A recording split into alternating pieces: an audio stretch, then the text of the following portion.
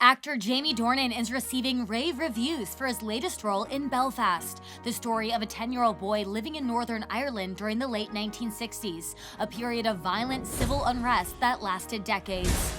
Dornan, who plays the boy's father, spoke to People about why this project caught his eye. The whole thing is not only personal to Kenneth Branagh, our writer-director, and as lots of people know now, it's kind of semi-autobiographical of his life.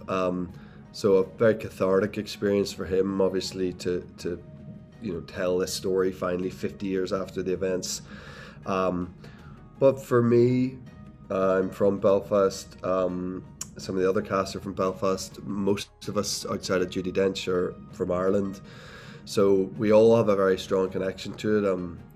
I actually think, there's days, particularly towards the end, when we were all so much felt like a family. We truly did. And I think that's a part of the reason it's resonated with so many people. And obviously it's personal, it's Ken's personal story, but essentially it's about a family dealing with difficult situations. Are we gonna have to leave Belfast? We'll fight this together. It wasn't all doom and gloom as much as there was a civil war raging for that amount of time. There's lots of light as well, and that's why I think this movie is important to see that existed and it's continued to exist through it all. And there's nowhere else in the world I would have rather grown up than Belfast. Dornan grew up in Ireland, but he's since made it in Hollywood. And along the way, the actor has formed friendships with some pretty famous faces, including Andrew Garfield, who's getting Oscar buzz this season for his role in Tick, Tick, Boom.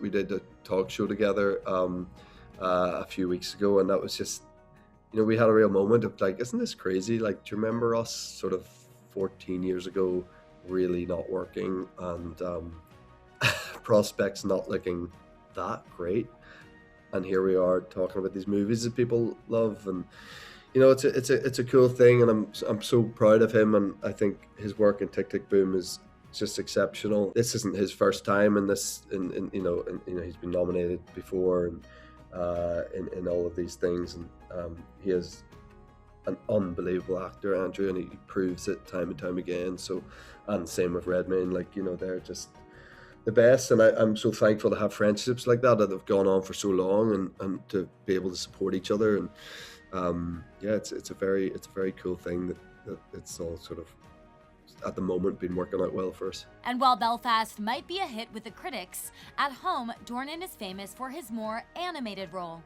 I pleaded with Universal to let me be in Trolls 2 World Tour, which I did a small part in. So that was very exciting for the kids to have Daddy in that. And actually, just recently, I walked in on our 5-year-old trying to explain to our 2-year-old that she'd sort of paused Trolls World Tour just at the point my character's about to come in, and she was trying to explain to the 2-year-old that who she was about to see and hear was actually Daddy.